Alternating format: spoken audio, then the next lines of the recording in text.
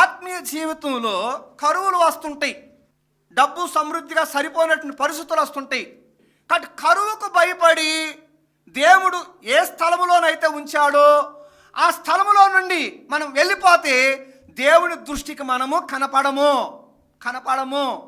కరువును దేవుడు అనుమతించినప్పుడు, కరువు కలిగినటువంటి పరిస్థితుల్లో దేవుడు మనల్ని ఉంచినప్పుడు మనం కదలకుండగా అక్కడే ఉండాలి. కరువు వచ్చిందని నీవు సత్యం మాట్లాడే నువ్వు అసత్యం మాట్లాడుతున్నావా? మోసం చేయనటువంటి నువ్వు మోసకారిగా మారిపోయావా? కరువు వచ్చిందని చేయకూడనటువంటి వ్యాపారాలు నువ్వు చేస్తున్నావా? డబ్బు సంపాదించాలని అబద్ధాలు ఆడుతున్నావా? కాబట్టి దేవుడు నిన్ను ఎక్కడ ఉంచాడు? సత్యములో ఉంచాడు.